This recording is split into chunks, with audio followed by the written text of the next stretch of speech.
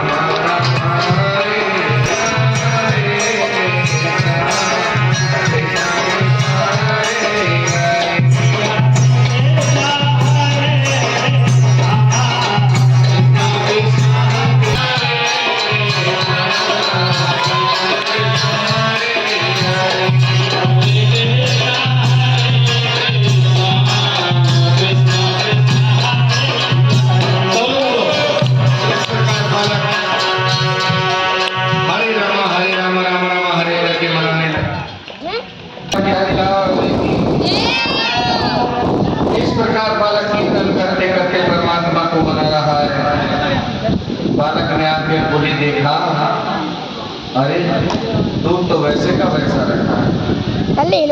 बालक कहने लगा कि आपको क्या हो गया है, आप दूध क्यों नहीं पी रहे, सारा दूध पी जाइए।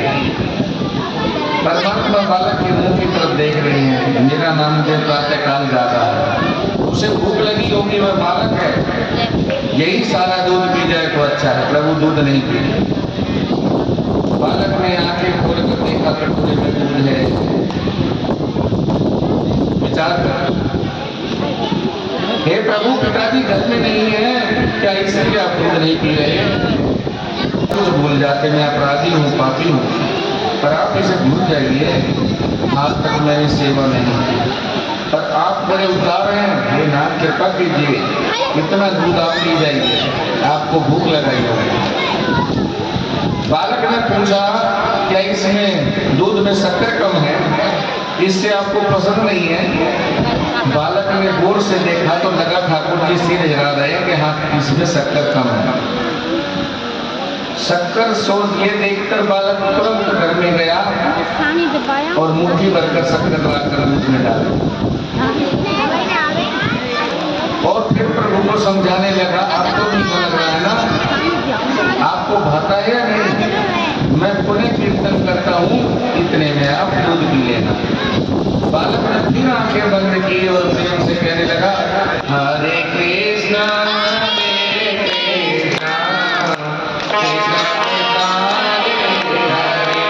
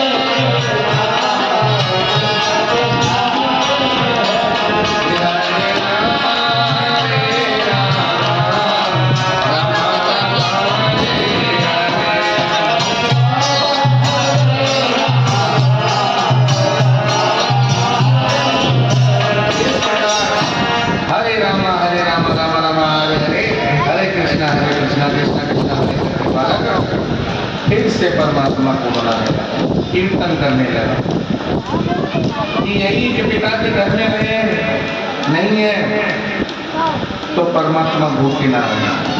5 मिनट के बाद नामदेव ने आंखें खोली, देखा कटोरी में दूध वैसा ही पड़ा है। बालक हाथ जोड़ता है, परमात्मा को मना देता है कि हे प्रभु आपको क्या हो गया, आज आप क्यों हो प्रभु नाराज ना होइए, आप तो मेरे स्वामी हैं, मैं आपका सेवक हूँ, आप नाराज हो जाएंगे तो मेरा क्या होगा, मैं कहाँ जाऊँगा, मेरी गलती हुई, क्षमा करो। मैं सच सच कह रहा हूँ, आप भूखे रहेंगे तो घर के सभी लोग बराबर प्रेम से सेवा करना है। प्रभु को परिश्रम ना हो, प्रभु भूखे ना रहे, हमारे तो क्या आप देख पाएंगे। परमात्मा को नामदेव की बातें सुनकर बड़ा आनंद आ रहा है। भी दूध नहीं दे रहे, मैं अधम हूँ, पापी हूँ। बालक लगातार 1 घंटे तक ठाकुर जी को मना रहा है। बाद में बालक व्याकुल हो गया, कहने लगा आप स्वामी हैं, मैं दास हूँ, आप नाराज हो तो मेरा जीवन व्यर्थ है, अब मैं आपको अंतिम बार। अब बालक चेतावनी कर रहा है, किसके आगे चेतावनी यानी धमकी।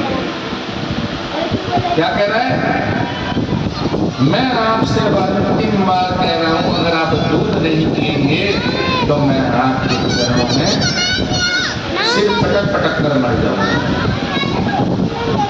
मैं जीकर भी क्या करूं, और सचमुच बालक सिर पटकने लगा। अब परमात्मा से सहन नहीं हुआ, इसका कारण प्रेम है। क्या? निष्काम प्रेम परमात्मा को सकाम बना देता है। प्रभु ने उसी समय एक हाथ से कटोरा उठाया और एक हाथ नामदेव के बालक के मस्तिष्क पर रखकर कहा, ठहरो बेटा, मैं दूध पीता हूँ। नामदेव ने आंखें खोलकर देखा, भगवान दूध पीने लगे। धीरे धीरे जब सारा दूध पीने वाले थे, तभी नामदेव ने याद दिलाया, रुको, अकेले सारा मत पी जाना, मेरे लिए भी थोड़ा प्रसाद है, मैं भी भूखा हूँ। पिताजी तो रोज मुझे प्रसाद देते थे। परमात्मा ने हंसकर नामदेव को दूध पिला दिया। सेवा प्रेम में से सफल होती है, शुद्ध भाव से प्रेम से परमात्मा को बनाइए। आप परमात्मा से जैसा प्रेम करेंगे, इससे 1000 गुना प्रेम परमात्मा आपके साथ है। वे बड़े उदार हैं, बहुत प्रेम करते हैं। प्रेम अनन्योन्य है। प्रेम से भावपूर्वक सेवा करिए, भगवान के नाम का जाप करते हुए परमात्मा को स्मरण करिए। परमात्मा को प्रसन्न रखने के लिए बहुत पढ़ने लिखने की जरूरत नहीं है और बहुत धन कमाने की भी जरूरत नहीं है। जरूरत है हृदय का प्रेम प्रकट करने। परमात्मा को प्रसन्न करने के लिए केवल 2 साधन हैं, एक सेवा और एक सुमिरन। आनंद में परमात्मा आपका प्रेम देखकर बहुत प्रसन्न होंगे। आप प्रेम से जो अर्पण करेंगे, परमात्मा उसे ग्रहण करेंगे। आज प्रहलाद को बहुत सारे आशीर्वाद दिए। प्रहलाद ने कहा कि प्रभु मेरे पिता को सदगति मिले, आप मेरे पिता को सदगति प्रदान करना, उनकी दुर्गति ना हो। उस पर प्रभु मंद मंद मुस्कुराए, कहने लगे, तेरे जैसे भक्त जिस वंश में प्रकट हुए हो, वह वंश तो अनेक पुरुषों को तार, ये वंश के अनेक पुरुषों को तार दे। तुम्हारी भक्ति से तुम्हारे पिता को मुक्ति मिली है।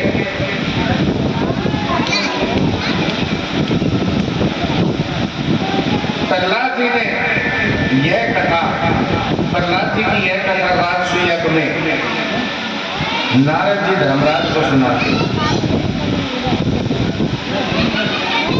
आज माता पिता को सदगति मिली, प्रहलाद का जीवन धन्य हो गया।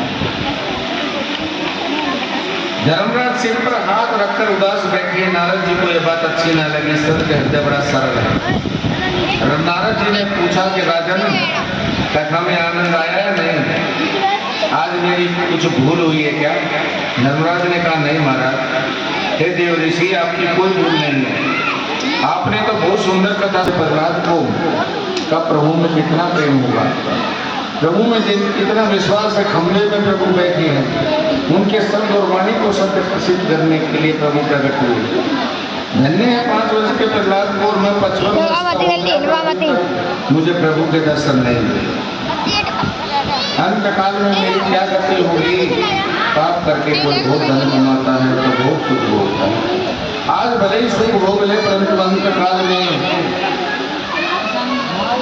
में कहाँ जाएगा?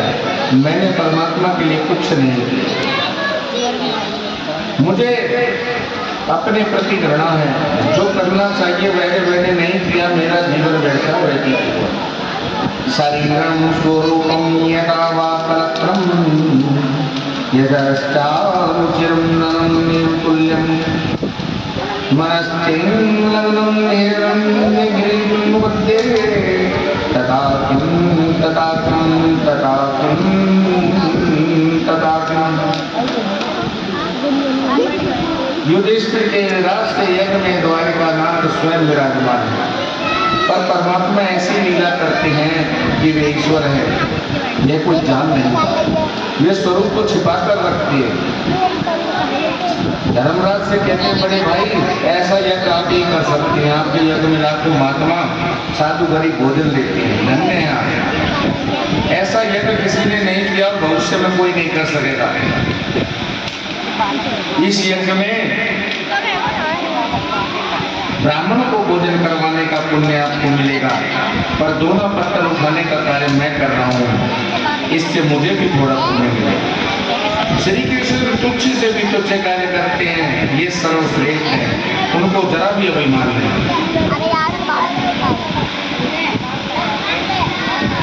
धर्मराज भी ऐसा मान रहे हैं कि हम तो मामा बुआ के भाई बहन हैं, भाई हैं।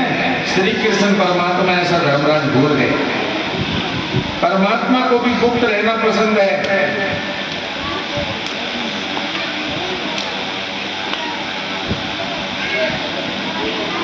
आप कोई भी सत्कर्म करें, कहीं भी कथा करें, भागवत करें, सत्संग करें, परंतु उसका विज्ञापन ना करें।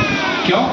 कैसे कस्तूरी खुली रखने पर उड़ जाती है, उसी प्रकार पुण्य का अगर विज्ञापन हो गया, जैसे हमारे शास्त्री जी कापी पर बोलते हैं कि उसने इतना दिया, उसने इतना दिया, ये जिस जिसके मुंह पर सुनाई दे रहा है उसी का दिया हुआ सब गुल हो रहा है, कुछ नहीं है। दिया ना दिया सब बराबर, ये शास्त्र कह रहा है, हम नहीं कह रहे। तब नारद जी ने धर्मराज से कहा कि आप क्या कह रहे हैं?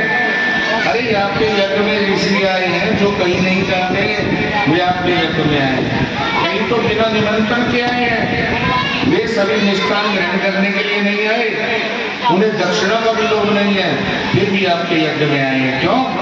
क्योंकि आपके यज्ञ में परमात्मा के दर्शन होंगे, इस लोभ से आए हैं। आपके घर में परमात्मा विराजमान है। यह सुनकर युधिष्ठिर आश्चर्य से चारों तरफ देखने लगे कि मेरे घर में महाराज भगवान कहाँ है? घर में परमात्मा विराजमान हुआ, पर नारद जी जैसे सदगुरु कृपा करे दृष्टि दें तभी वे दिखाई पड़े। जब तक सदगुरु दृष्टि नहीं देते तब तक सदगुरु कृपा करके प्रभु दिखाई नहीं पड़ते। नारद जी ने कहा कि अरे सभा में विराजमान है, मानव सदस्य स्वरूप उन्होंने धारण किया है, साक्षात गूढ़म परम ब्रह्म मनुष्य लिंग। धर्मराज ने चारों ओर दृष्टि दौड़ाई, श्री कृष्ण की ओर दृष्टि गई, श्री कृष्ण की ओर दृष्टि तो गई, पर सोचा ये तो भगवान होंगे ना, ये तो दोनों उठा रहे हैं, बता भगवान कोई दोनों उठाते हैं? दोनों पत्थर उठाने वाला भगवान कैसे हो सकता है? परमात्मा की लीला ये विचित्र है कि बड़े बड़े मोहग्रस्त हो जाते हैं। धर्मराज की भी ऐसी स्थिति हो गई, होश हो गई। नारद जी द्वारिका नाथ के समक्ष कथा कह रहे थे, प्रभु के दर्शन करते करते बोल रहे थे, नारद अब मेरा विज्ञापन कर देगा। प्रभु ने नारद जी को इशारा करके मना किया। नारद जी कहने लगे, प्रभु आप आपके स्वरूप को प्रकट किए बिना मेरे मुंह की नहीं। धर्मराज तो बिल्कुल समझ ही नहीं रहे। सभा में विचार करिए, सभा में किसी भी तरफ ऐसे उंगली करके परख करवाना उस महान को नारद जी दोनों विवेक से बोल रहे थे, मर्यादा के कारण उंगली से पहचान नहीं करते थे। पर जब धर्मराज ने पुनः पूछा कि भगवान कहाँ है, अब नारद जी ने मर्यादा छोड़कर द्वारकाधीश की विनती करके संकेत करके कहा, सायं ब्रह्म महेन्द्रिया केवल्य निर्वाण सुखानुभूति प्रिया स्वर्गदेवा खलु मातुल्य आत्मा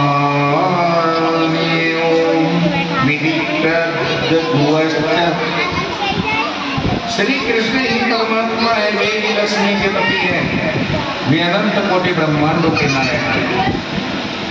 इस श्री कृष्ण के दर्शन करने लिए इस यज्ञ में आए हैं। नारद जी ने यह बात सभा में प्रकट की तो प्रभु सकुचा गया।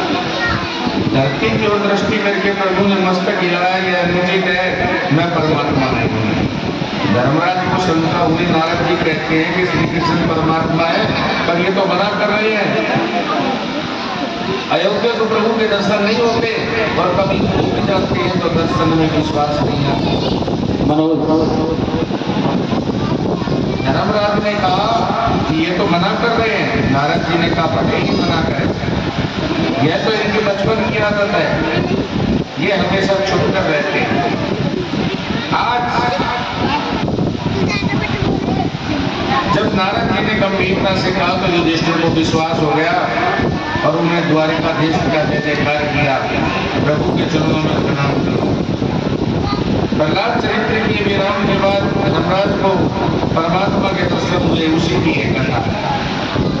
उसके बाद में विशेष धर्म की वर्णाश्रम की कथा सुनाई गई। बोलिए आनंद कंद भगवान की इति सप्तम स्कंद वीरा हरि ओम।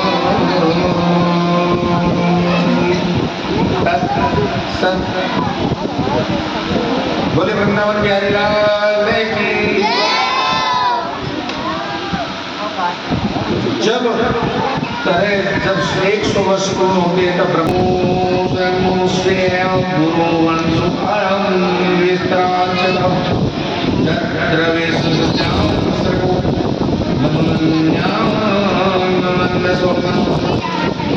परमात्मा जन्म अविनाशी, अविनाशी जन्म परमात्मा का जन्म ले। प्रभु का प्राकट्य होता है, प्रत्येक मनवंतर में परमात्मा अवतार धारण करते हैं। अष्टम स्कंद के मनवंतर की कथा है। ब्रह्मा जी के एक दिन में 14 मनु राज्य करते हैं। प्रत्येक मनु के राज्य में भगवान का विशिष्ट अवतार अवश्य होता है। हमारे शास्त्रों में वर्णन है कि हमारे 12 लाख और 32,000 वर्ष होते तब कलयुग पूर्ण होता है। 12,99,000 वर्ष पूर्ण कर त्रेता युग पूर्ण होता है। हमारे 17,28,000 वर्ष पूर्ण होने पर सतयुग की समाप्ति होती है। इस तरह इन 4 युगों की समाप्ति जब 1000 बार होती है तब ब्रह्मा जी का एक दिन होता है। इस तरह जब 100 वर्ष पूर्ण होते हैं तब ब्रह्मा जी का आयुष्य पूरा होता है। और ब्रह्मा जी के एक दिन में परमात्मा ज्ञानी का अवतार होता है। ब्रह्मा जी के एक दिन में 14 मनवंतर है। शाम्भू मनवंतर में भगवान का यज्ञ अवतार कपिल अवतार हुआ। द्वितीय मनवंतर में भगवान का विभु नामक अवतार हुआ। तृतीय तामस मनवंतर में भगवान का हरि नामक अवतार हुआ। हरि अवतार में गजराज को प्रभु ने उद्धार किया। परीक्षित राजा ने पूछा, मेरी गजेंद्र मोक्ष कथा सुनने की इच्छा है। सुखदेव जी महाराज वर्णन करते हैं कि त्रिपुर पर्वत पर एक घर की गंध से बाघ और सिंह आदि पशु से घबराते हैं। वह अनेक हथनियों का स्वामी था। एक बार बहुत गर्मी पड़ रही थी। हथनियों के साथ बच्चों को ले होकर वह सरोवर में जल क्रीड़ा करने के लिए गया।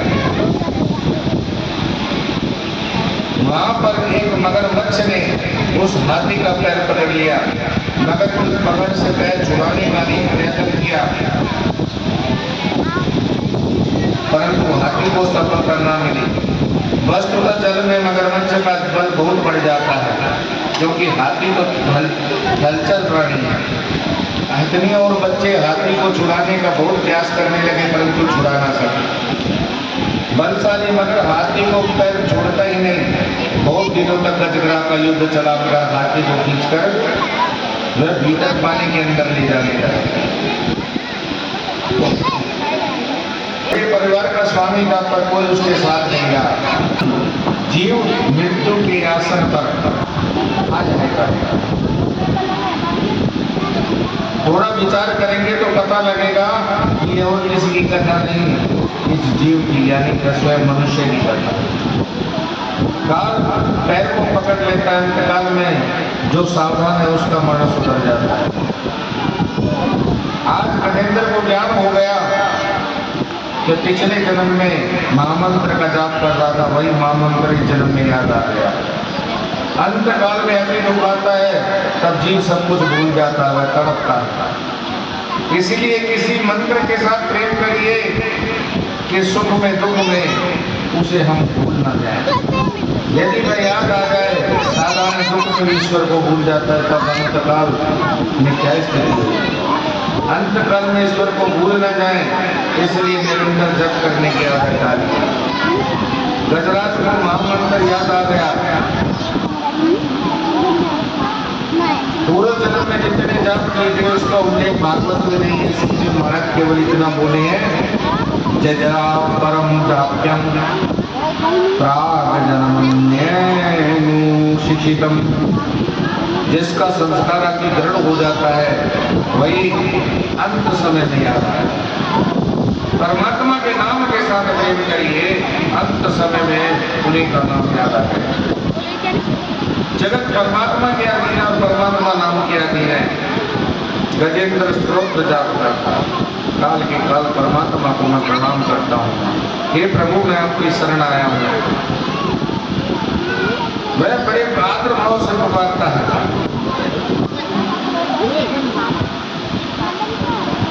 तब प्रभु आते दौड़ते हुए प्रभु के कान में गजेंद्र का आर्तनाद पहुंचा। भगवान दौड़कर आए, आते हुए सुदर्शन चक्र से मगर को मार डाला। गजराज को उन्होंने सदगति दी।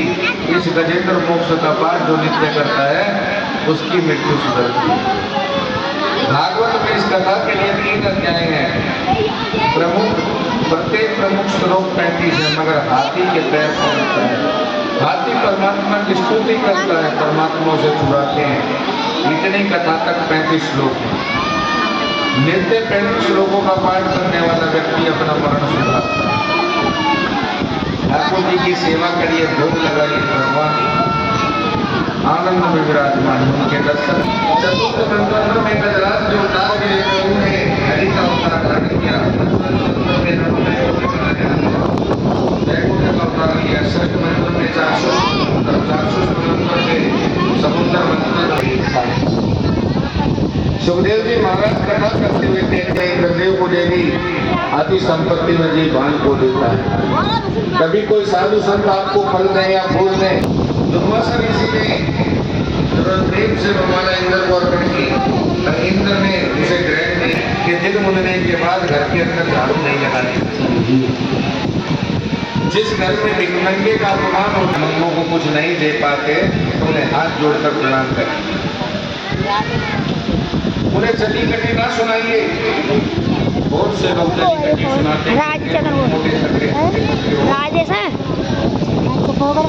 मजदूरी कर लेते तो क्या होता, मुफ्त का मन कर क्यों खा रहे। अरे मुफ्त का ग्रहण करना है। 8 घंटा 40 से 8 घंटे बीमारी का नाश ना करो। संध्या समय पर अगर सौभाग्यशाली स्त्री अपने बाल पूजने बैठ जाती है तो लक्ष्मी नारायण विराजमान। सौभाग्यवती के बालों में लक्ष्मी जी का निवास है। जिस घर में सूर्यास्त और सूर्यास्त के काल में भोजन ग्रहण करते हैं उस घर में लक्ष्मी विराजमान है। दुर्वासा ऋषि ने इंद्र राजा को श्राप दिया, तुम्हें बहुत अभिमान है, तुम दरिद्र हो जाओगे। इधर देवताओं और दानवों का युद्ध हुआ। इस युद्ध में देवताओं की पराजय हुई, स्वर्ग राज्य राक्षसों को मिला, इंद्र के पास से स्वर्ग का राज्य चला गया। देवगण दुखी, उन्होंने परमात्मा से स्तुति की। परमात्मा ने आज्ञा दी, तुम समुद्र मंथन करो, उसमें से अमृत निकलेगा, अमृत में तुम्हें पिला दूंगा, युक्ति करके पिलाओ। समुद्र मंथन का कार्य बहुत बड़ा है, तुम अकेले नहीं कर सकोगे, देवताओं की मदद ले लो। आज देवताओं और देवताओं की मित्रता हुई, मंदराचल पर्वत की मखानी बनाई, उसे समुद्र में डाला, समुद्र में विविध औषधियां डाली गई और मथने लगे। उसी समय मंदराचल पर्वत समुद्र में डूबने लगा, सभी घबरा गए। तब भगवान नारायण ने कुरुम का रूप धारण किया। बोलो कुरुम नारायण भगवान की, और मंदराचल को अपनी पीठ पर धारण कर लिया। शांति से विचार करने पर ध्यान में आएगा कि जब 15 वर्ष पूरे हो जाए और 16वां वर्ष शुरू हो, तब से अपने मन के अंदर मंथन शुरू कर दो। ये जब जीव यौवन में प्रवेश करता है तब से मंथन होता है। क्या पूर्व जन्म में जितने सुख भोगे उसके मन में से करना है। 15 वर्ष पूर्ण हो के सावधान हो जाइए। क्यों? यौवन बहुत बुरा समय है, इसमें बड़े बड़े भूत दबा बैठते हैं। मानव मन से पाप करता है तब भगवान थोड़ी क्षमा कर देते हैं, परंतु जो तन से पाप करता है उसकी क्षमा नहीं है। जीवन नष्ट हो जाता है। यौवन काल के शुरू होने पर बहुत सावधान रहना पड़ेगा। अपने मन को पर्वत की तरह स्थिर बनाइए। पर्वत बोलता भी नहीं, हिलता डुलता होने जा रहे हैं। इस मन को कुरुम नारायण की पीठ पर रखिए। मूर्ति और मंत्र जिसका आधार है, जिसका मन स्थिर है, स्वरूप सेवा और नाम सेवा का आधार मन को स्थिर रखता है। निराधार मन समुद्र में डूब जाता है। मन को मूर्ति में रखिए, मन को मंत्र में रखिए। मंत्र से मन हट जाए तो मूर्ति में रखिए, मूर्ति से मन हटने पर मंत्र में ले जाइए। 3-4 घंटे तक नियम पूर्वक जो मन को मंत्र में मूर्ति में रखते हैं उसे एक दिन अमृत प्राप्त होता है। देवता देवते मंथन कर रहे थे अमृत के लिए, पर पहले क्या निकला? विष। भक्ति अमृत है, ज्ञान अमृत है। ज्ञान भक्ति स्वरूप अमृत पान करना है तो प्रथम विष मिलता है। कैसे? जो व्यक्ति परमात्मा की खोज करते हैं, परमात्मा पहले उस व्यक्ति की परीक्षा लेते हैं, कसौटी करते हैं, बाद में कृपा करते हैं। जो भगवान की खोज करते हैं उनके जीवन में दुख का प्रसंग ही विष रूप है। विष ही दुख प्रसंग है। प्रतिकूल परिस्थिति भी विष है। जगत में ऐसे व्यक्ति की निंदा भी होगी, निंदा भी विष है। कर्कश वाणी की विष है। विष सहन करिए, सहन करने वाला सुखी होता है।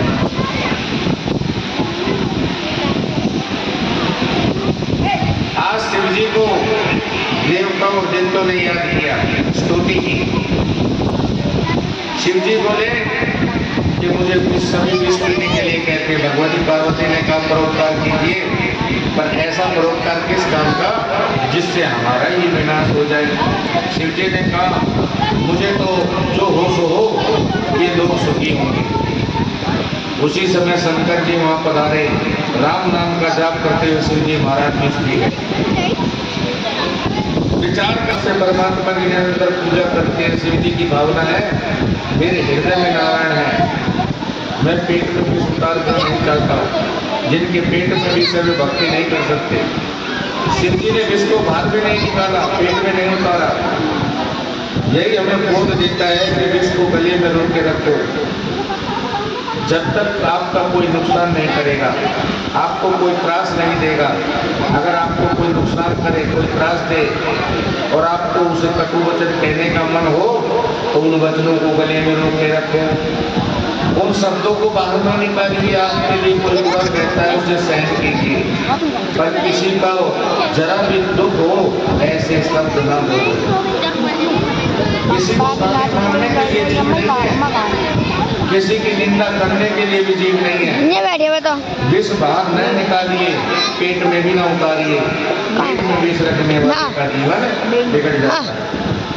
भगवान भोलेनाथ सारा विष पी गए, थोड़ा सा विष नीचे गिर गया, वह विष किसी के पेट में गया, किसी की आंखों में गया, किसी को अधिक मिलता है, कोई सुखी होता है। यह देखकर वे व्यक्ति की आंखों में जलन होती है। वे सोचते हैं कि देखो कितना सुंदर बंगला बना दिया,